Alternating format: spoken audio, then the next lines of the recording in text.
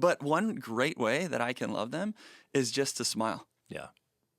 Literally just to smile. Ask the Lord to fill me with his joy that day in that interaction, because that smile can go a long way. Who knows what kind of stress they're going through.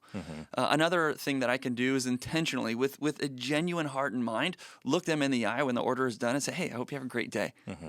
Just that alone can lift spirits, can lift joy. And when you start doing things like that, you'll be surprised with how often people will respond back with questions, or maybe even an encouraging compliment to you, so that you can engage in another conversation with them. Welcome to the Loving God, Loving People podcast, where we talk about what it looks like to follow Jesus in our everyday lives, and how, in the end, all that matters is God and people. Here's today's episode.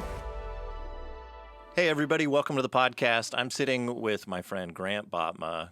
Just to give a little background, if you don't know who Grant is, quick history. When I was in college, I've mentioned this before, I got kicked out of Bible college. And then, like, the next semester, all my friends from Bible college are like, dude, we found a new you. And this guy started who was tall, blonde hair, blue-eyed, skinny. And they're like, yeah, he's like the new Robert. And so they just replaced me immediately with Grant Botma. And this is like 20 years ago. Yeah, not as good looking or not as funny, but whatever, it worked. And so at first I'm like, who is this guy? I didn't like him. But as I actually got to know him, Grant's been a great friend. You've been a part of Sun Valley for years and years serving. Yeah. You and your wife have been leaders for my kids, and you guys have invested into our family. Super grateful for your ministry, also your work. You've helped us out with finance and mortgage. So tell us a little bit about your business, what you do, and then I want to talk about this book that you wrote. Yeah, so I own a company called Stewardship, and at Stewardship we do real estate, home loans, insurance, and investments.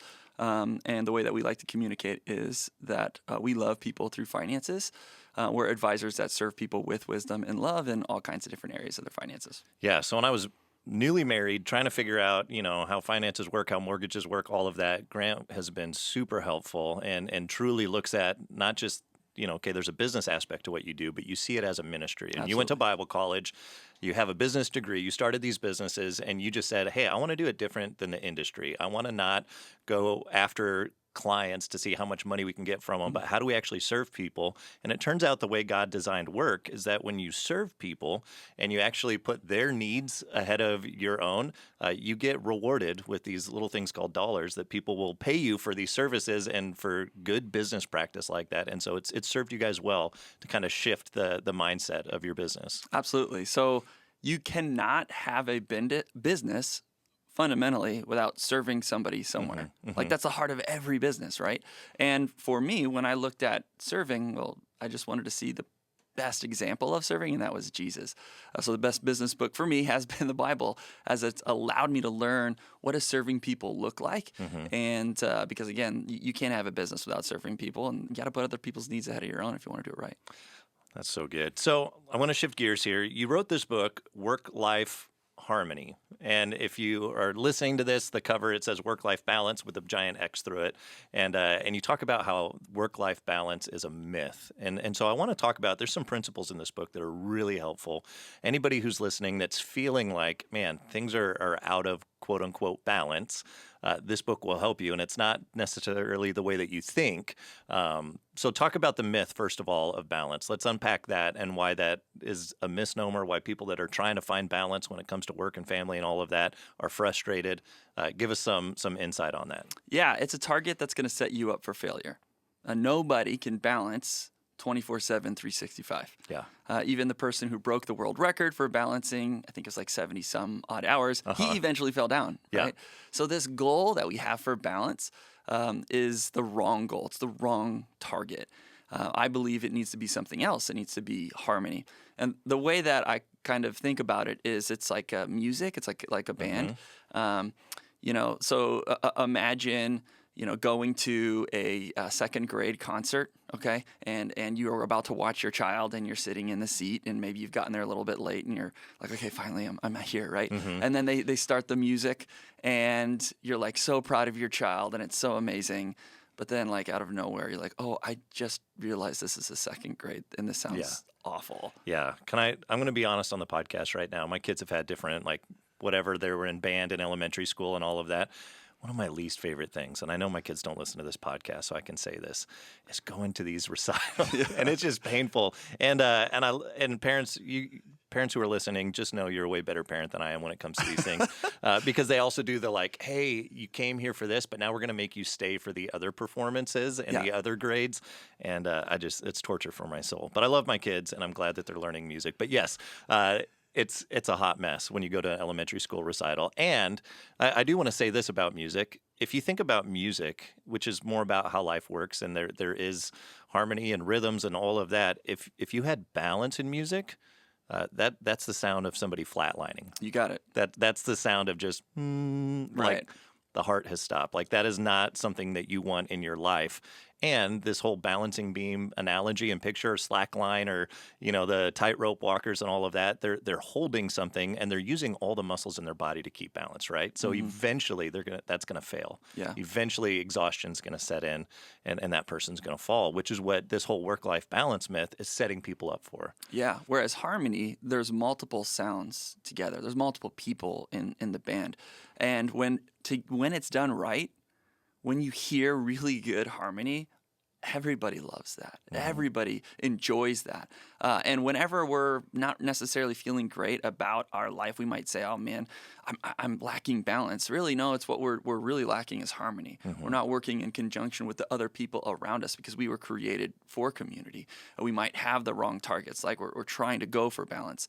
And even though there are times where it feels like we're in that second grade choir, right? And it's not going well and cymbals are clanging and it's just awful harmony.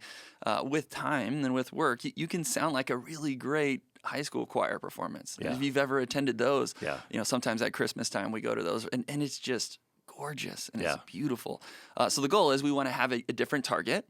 We want to reset things, have a different paradigm shift here of not balance, but harmony. And you want to figure out, okay, well, how do we get every member of the band working together on a more consistent basis to have that? And every member of the band, for this analogy, you're talking about marriage, you're talking about parenting, you're talking about work, you're talking about rest, you're talking about recreation, all of these different things, and going, okay, how do these work in harmony with one another? You got it. And so how do we create a system? Now, there's something you talk about in the book, and I had never thought about this before, and I read it and I was like, why am I not doing this with my family and my kids?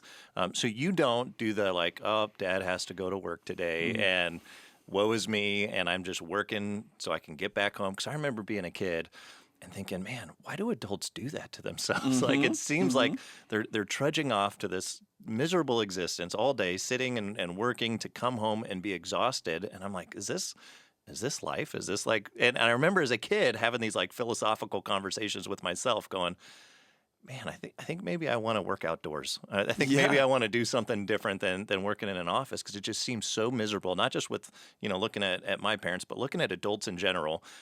You have a different mindset, and you've talked about living with purpose and creating a purpose statement behind your life, but also behind your work, and talking to your kids about it. So how'd you come to that idea? Where'd you come up with this, and how has that been working for you? Yeah, first off, I believe we were created to contribute. We were created to work. And the fall happened with Adam and Eve, but before that was work. Yeah. So if you're not familiar with the Bible, God creates Adam and Eve, and then he gives them work to do, but it's meaningful work. Yes. And there's enjoyment in that. He says, okay, I'm not going to name the animals. Adam, you're going to name the animals, and you're going to tend this garden, and you're going to take the chaos and you're going to subdue it. And in fact, that's the original command to Adam and Eve, is to subdue the earth and multiply, right? Like to have kids and to bring order out of chaos, which is what God does in creation. And now he's saying, join me in this creative work, and it's beautiful. Now, the fall happens and it turns into toil. Yep. And so we're living in that season right now, and one day God will redeem all things. I do think there will be work in heaven, and I think it'll be meaningful, and I think it'll be rewarding. Yeah. And I think it's what we were created for, but not toil. So, okay, that was my rant. Okay, I hope that there is work in heaven too, because there are glimpses of work being awesome.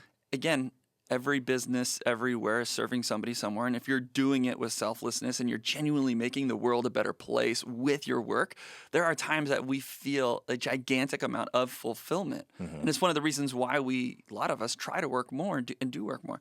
And most like work balance books, they're going to say, yeah, just stop working so much, essentially is what the advice boils down to. Yeah. And that's not what we want to do. We want to work because we were created for that. Now there's a different conversation with being overworked, but work is important. And as a result, I never wanted to have this feeling with my kids or this theme when I went to work. There was me and my wife Jody moaning like, oh, daddy's got to go to work. Oh, work stinks. I'm sorry. Like, no, that's not what we do. When I'm going to work, it's like, hey, I got to go to work. And when I go to work today, I'm going to love people through finances and I'm going to make an impact on people's lives. And when I come home and they ask me, how was work? I don't just say, oh, it was good. If they, well, actually, I did this thing where we focused on A, B, and C, and it had an impact on X, Y, and Z on these people. I tell stories of the purpose of the work that we do so that they're now connected with that. Which is so good for your kids to hear that. And it's so good for you to think about, why do I do what I do? And what is that driving motivation? Now, somebody's listening to this right now, and they're like, yeah, Grant, your job, you can make a connection. This is how you're serving people. My job sucks, and I have to go to this job that I do not like, and I don't see it for myself. How am I going to tell my kids this is what I'm doing? What advice do you have for that person? Well, the first piece of advice that I have is find your own personal purpose, right? For me and my family, our purpose is we are going to love people. That's simply what it is. And you can even welcome to the podcast. Yeah, Loving God, exactly. Loving People podcast. Exactly. And I was going to say, you could just steal the theme of this podcast. If you don't have a purpose in your life, Robert, you'd be happy to tell people it is to love God and love people. That's what life's all about, yeah. Right. So when you're working, how can that same purpose happen specifically in a niche in your workplace? Yeah. So for me, I'm going to love people. And you've heard me say at the beginning of this podcast that we want to love people through finances because I work in finance. Well, what does your job do? Can you love God and love people there? The question is absolutely. Yeah. And your ability to find how to love God and love people is limitless there. You just have to be creative enough, intentional enough, and maybe, my advice, genuinely pray over that. Ask God to help you understand, God, how can I love you? How can I love people better through my work today? And the more that you intentionally pray over that as you're walking into your office or walking out of your office, the more you're going to find ways to live that purpose out better in your work. And then you'll be able to share that better with your children, with your wife, with your family, and so on. All right. So real quick, what's the worst job you've ever had? The worst job? The worst job you've ever had that you're like, oh man, that was miserable. I would say Taco Bell. It was absolutely awful. And I was awful at it because I just wanted to talk to people. Yep. And I would like talk to people working on the line, you know, and like making food. And then like our times would go way up. That was like a thing when you work in fast food. It has to be under a certain time. So I just got in trouble a lot. Well, then they just put me on the cash register, and then that made things easier because then I just talked to the people that were coming in. That's where you hide the talkative person. Is at the cash register. Yep. Yeah. So somebody who's working at Taco Bell, how would you help them make a connection to a purpose behind that? Okay, so again, if my purpose is to love people, there are people all around that are coming into that place. Yep. Right? And my job and my purpose doesn't have to be lived out by that person going to the cash register and then me telling them about Jesus and laying my hands on them and praying over them and baptizing them over holy water. Like that doesn't necessarily need to happen. One of the ways you can love them is by getting them their burrito on time, Grant, and stop talking to everybody on the the assembly line. Right. But one great way that I can love them is just to smile. Yeah. Literally just to smile. Ask the Lord to fill me with his joy that day in that interaction, because that smile can go a long way. Who knows what kind of stress they're going through. Another thing that I can do is intentionally, with a genuine heart and mind, look them in the eye when the order is done and say, hey, I hope you have a great day.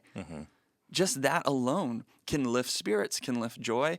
And when you start doing things like that, you'll be surprised with how often people will respond back with questions or maybe even an encouraging compliment to you so that you can engage in another conversation with them. But again, your job and your role, maybe say at Taco Bell at the cash register, isn't going to be, baptizing people in the name of the Father, Son, and the Holy Spirit. And you don't have to, but you can live out your purpose by smiling and doing that. But here's another thing that you can do. Let's say everybody's rude to you. And every smile you give gets rejected. Your sacrifice of genuinely doing everything you can and doing your absolute best is worship. And I would argue that if it's hard to do that work because everybody around you, it just so happens to be a bad day, and you give your best and you genuinely, with your heart and your mind, make it an act of worship to the Lord, that sacrifice and that act of worship is beautiful. And I think that's another way that you can love God and love people. Yeah, so for that person talking to their family going, hey, I'm going to go serve people, love people, and I'm going to help meet this basic need that everybody has and to find that purpose. And again, that's so good for your kids to hear that, and it's so good for you to be reminded of that going into this. So let's shift gears here a little bit. I want to talk about, because this is something I think that you have done really well and would be great for all of us to learn from. You kind of went on this journey of calendaring and figuring out, okay, what are my priorities and how do we actually put it on the calendar? Because what a lot of people are doing, and I've fallen into this, is we're just reacting to whatever our calendar is telling us, and it just gets filled up. And there's always more things, and there's always more meetings, and there's always more, whatever other people's agenda is for me that's going to show up on my calendar. And so you have taken an approach of going, hey, let's go a year out. And let's actually map out what are the big rock priorities. And you do that with your marriage, you do that with your family, you do that with work, and you do that with your rest. And you lay out kind of these layers on your calendar, and then you just start orchestrating all of that. So talk about how you guys came to that conclusion and what are your priorities on your calendar? Yeah. So the way I like to think about it is a concert. The example I give in the book is my wife and I went to a Britney Spears concert once in Vegas. It was, don't judge us, but it was a ton of fun. No matter who you are, what you've done, what's been God loves you. You're welcome at Sun Valley. Oh man, so it was a blast. We had fun. And so if you go to any concert, okay, and let's say all of the hits that were fast paced were performed right away. Yeah. Everybody would be bonkers tired, even the people watching, right? So there's intentionality behind how that entire concert is put together. There's the fast pace, there's the slow pace, there's even intentional breaks in between where wardrobe change. Exactly. And, exactly. Go drink some water. Yes. And the even say Britney Spears in this situation, she wasn't front and center every single time, right? She's submitting to other people, allowing other people to go in front and center, and those things help create a better situation. What we do too often with our year is we don't design it, we just drift it and let it happen, and the next thing we know, we have 6 months straight of craziness in our year, and we're just like, I'm done. I'm tired. Because we didn't take the time to be a good steward of the year to come that we knew was coming and say, okay, how can I design this a little bit better? How can I make this like maybe a concert? I know I've got some fast-paced songs. I know I got some slower-paced songs. I know I have times where I need to probably stop singing. I also know that there are times where I need to highlight other people and give them the microphone and put them on stage, and I need to play background for a little bit, right? So those are the things that we think through. And specifically in our year, it has to do with my own personal situation, with the relationships that are important to me, and with my work. So in my own personal situation, I'm going to make sure that I'm developing, and I'm going to be going to conferences and different things so that I can learn and grow. But I'm also going to make sure that I'm going to read and I'm going to consume knowledge and information. So I'm setting that information up and that stuff aside. Even rest for myself, going on golf trips with buddies or whatever, or hanging out. I'm making sure I'm doing stuff like that. And then relationally, like I'm going to go on road trips with my wife once a quarter because those are wonderful for us and for our relationship, and there's no distractions and no things going on, and we're going to make sure that we're doing that. But I'm also going to go on an anniversary trip with her. I'm going to go on birthday trips with my children, do some very intentional things with those relationships. But then also with my work, I know that I'm going to get away with my business partners and do some very intentional planning. I'm going to pour into my employees at least once a quarter with some intentional items. So these are the things that I think through, but then I also think through, okay, well, what are the busy times too? Yeah. And one of the goals when I'm looking to design my year is to try and limit as much as possible busyness back to back to back. Yeah. So if you have a busy season, yes, can I pair that? Can we intentionally slow down leading up to or coming out of that busy season? Yes. Yes. So I'll give you an example right now. Today is the last day of one of my like months off, quote unquote, where I don't go into the office essentially a whole lot for an entire month. I focus on a bunch of other things with my business. But at the same time, I'm resting with my family. We just got back from a homeschool basketball tournament in California. Spent a lot of time there. We do a lot of spring training games. We're going to go to a game today. It's the last one of the spring training season. And that was some rest time. But tomorrow I hit the ground running and my busyness starts. And it's going to be extremely busy for a good month and a half. Yeah. So what I was able to do is not only rest before that busy time, because I knew that busy time is going to be there. It is almost every time this time of year for me. But I was able to talk to my children about that busy time. So that when that busy time is happening, They know it's coming. they know it's coming. It's not, oh, now daddy's busy. He's in a really busy season. It's, hey, dad, I know you're in a busy season, and I get support. And so much is just managing expectations and Yes. understanding, Yes. hey, we're enjoying this right now. Yep. And there's going to be a time that I'm not Yes. going to be here as often, and Yeah. I'm not going to be available as much. And this is how and why. And again, this is the purpose behind Yeah. it. Like, I'm going to serve people. This is what God's wired me and gifted me to do. Yeah. And so I'm going to go do that. And instead of grief from my spouse or from my kids about the busyness and the genuine positive impact I'm making on other people through the work that I do, last night I get them to pray over me at dinner time and ask God to help me in the busy season that's coming. I get conversations during the busy season asking, hey, how is it going? What is it like? And I can share stories and start connecting my work purpose with our own home purpose. I get a different level of support, maybe an extra back rub here or there when I'm on the phone or in front of a computer from my wife, really supporting my child, maybe bringing me one of my favorite drinks as I'm working. I get that extra support instead of the battle and the fight because I'm not on a balance beam trying to spend equal amount of time on one end on the work side and one end on the home side. It's one life that I'm living, and I'm trying to invite everybody into this life and doing my best to keep everybody in harmony. And one of the interesting things, studies show that actually when you have moments of rest and you have these rhythms and you figure out this harmony, you're actually more productive, not less productive. Some people are, man, it's always busy season, right? And I've fallen into this saying like, oh man, it's just a crazy season right now. Well, I noticed I was saying that every season. And I was saying that every week, every month. Oh yeah, it's just a busy season. There's always something happening. There's always something about to happen. And so there's the opportunity for people to go, oh, well, it's just a season. Well, you're lying to yourself. And if it's always just a season, you're actually less productive than you think you are.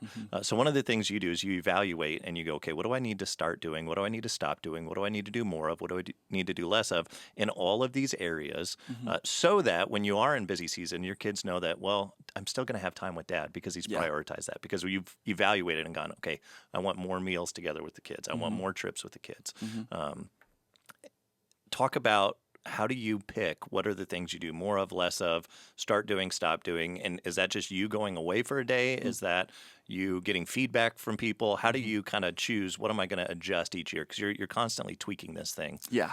So if you've heard some things from me and maybe you're a little bit discouraged, like, oh my gosh, I could never do that. You don't understand, Grant, my life is nuts and crazy. I'm always in a busy season, as you would say. I've been on this journey for over a decade.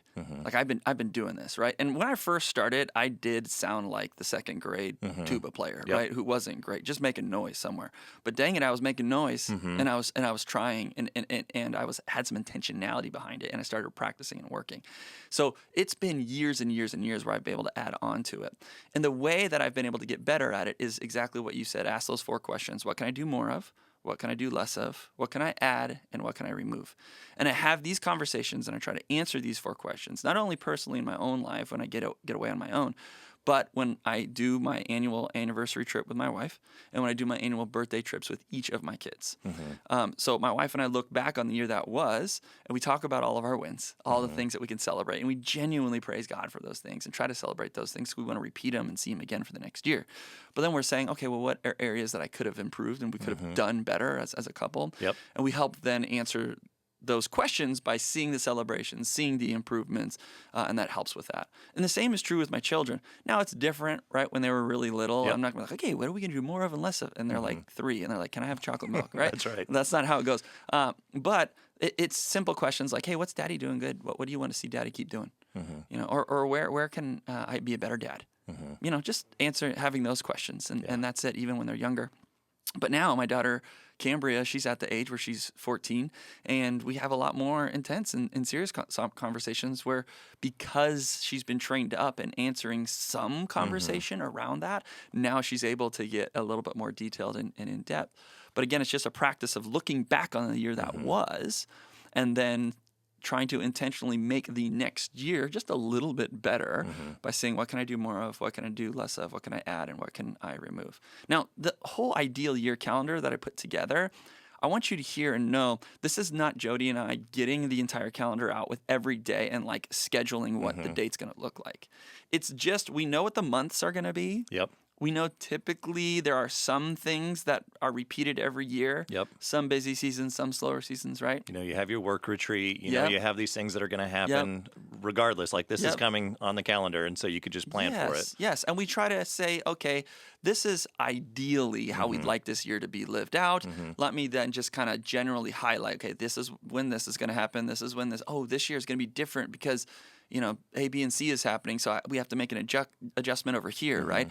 So we do that. Again, no specific dates for the most part, but we have an idea of it, and then we look at it and be like, okay, is this the year that we'd like to design? Yeah. And then we talk about it with our family together, so we know this is what we'd like to have happen. But again, the word is ideal. Yeah. It's not only, there's no way it's going to happen 100%. Yep. We're lucky if we get it to be 70% some of the time. So when you fail, don't get frustrated. 70% of an ideal plan is a whole lot better than just letting your calendar happen to you. Yes, because then the next thing you know, you're the guy who's always busy, right? Yeah. And nobody wants that. For years, I would get to the end of the year and I'd be like, oh, I have all this vacation time and it's not going to roll, like I'm going to roll over 1 week and then I'm just going to lose it. And it was always Christmas at the end of the year, which is busy time for the church, you know? So it's like, well, I guess I'm not taking that. So now Lindsay and I, we have a date, and we do it in the fall, and we look at the next year, and we plan out vacations, and we plan out trips, and we plan out, and we've also identified there's a difference between a family trip and a vacation. Absolutely. Those are two totally different things, and so we have a mix of all of that. And I love that you map out, here's how you do that, and here's how you prioritize these things, and especially with the kids. I want to end on this because I think somebody needs to hear this. You tell the story of you did this date with your son where you guys went to Chicago and you went to a Cubs game and you drove down and you saw a Notre Dame game and you were there and you got a signed baseball from his favorite player and you did all of these things and you stayed at this nice hotel and at the end of it you go, man, what was your favorite part? And do you remember this part of the book? I'm guessing you do. Yeah. What was your son's response to that? Just spending time with you, Dad. Just spending time with you. Somebody's listening going, man, I don't know if I can afford to do all these trips and all of that. If you are a parent, you're listening to this, here's how your kids spell love. It's Time. And so if you would just carve out some time just to be with your kids, that's what they want from you. Yeah. They don't want all the stuff that work can provide because a lot of times we think, oh, if I work a lot and make a lot of money, then my kids will have everything they need. What they need is time with their parents. And so to intentionally do that, I love that you prioritize that. There's too much shame, I think, associated with this topic, Robert. Even you yourself, as you're saying, oh, man, I'm working too hard, working too much. I don't even want to shame folks who do work a lot. Like I said, I believe we were created to contribute, and you did that, and you kept yourself busy, and you were working because you were making a positive impact on so many people, and we should continue doing that. But we should probably design things a little bit differently, intentionally add in some stuff, and it doesn't have to be elaborate. Yes, I went on an elaborate trip with my son. He didn't care. He just wanted to be with me. Yeah. Your birthday trip, quote unquote, with your child, if you want to copy that idea, can just be as simple as camping out in the backyard. You know, they would absolutely love that, right? The weekly rhythms or weekly dates that you want to go on with your wife, they don't have to be to, you know, Ruth's Chris Steakhouse. My wife and I just go on a walk around the neighborhood, and we just make it happen. Just because I know that there are certain people in my life that when I'm spending time with them, and I make them the center stage, give them the microphone for a little bit, as we're trying to sing the song, there's a whole lot more harmony. Yeah, so good. Grant, thanks so much for joining us on the podcast. If you are interested, there's so many great tips and tools and ideas and stories throughout this book. It's called WorkLife Harmony by Grant Botma.